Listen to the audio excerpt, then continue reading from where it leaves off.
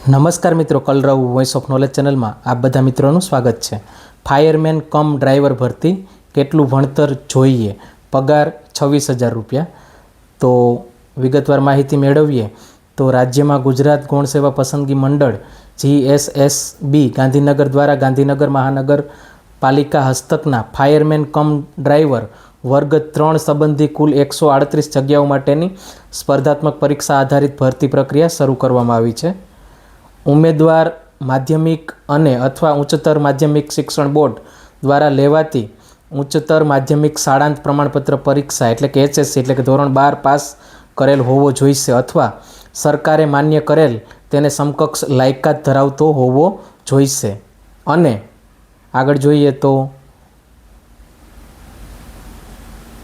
નોંધ આપેલી છે, ધોરણ 12માં સમકક્ષ લાયકાત બાબતે ગુજરાત સેકન્ડરી હાયર સેકન્ડરી બોર્ડમાંથી ધોરણ 12 પાસ છે, જે સિવાય NIOS તેમજ રાજ્ય સરકાર કેન્દ્ર સરકાર માન્ય બોર્ડમાંથી અથવા ટેકનિકલ બોર્ડના ડિપ્લોમા કોર્સને ધોરણ 12 સમકક્ષ ગણી શકાય છે, જે બાબતે સરકારશ્રીના વખતોવખતના પરિપત્રો ઠરાવો ધ્યાને લેવાના રહેશે।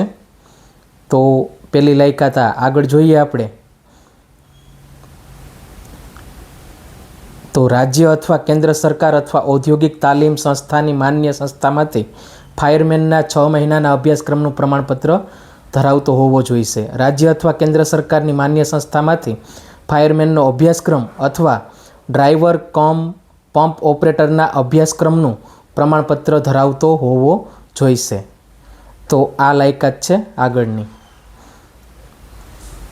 આગળ જોઈએ તો ઉમેદવાર હેવી મોટર વ્હીકલનું માન્ય ડ્રાઇવિંગ લાયસન્સ ધરાવતો હોવો જોઈશે। તો આ ત્રીજી લાયકાત છે।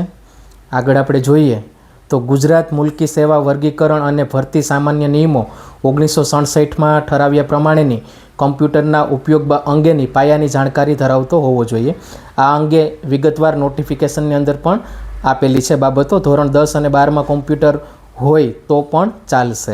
ફોર્મ ભરતા સમયે જો કોમ્પ્યુટરનું પ્રમાણપત્ર ન હોય તો ચાલશે, પરંતુ નિમણૂક મેળવતી સમયે કોમ્પ્યુટરની બેઝિક નોલેજ પરીક્ષા પાસ કર્યાનું પ્રમાણપત્ર જરૂરી છે। ગુજરાતી અથવા હિન્દી અથવા બંને ભાષાનું પૂરતું જ્ઞાન ધરાવતો હોવો જોઈશે। ઓનલાઈન અરજી કરવાની પ્રક્રિયા છે શરૂ થઈ ગઈ છે 9 તારીખથી અને છેલ્લી તારીખ છે એ 23/12/2025 છે।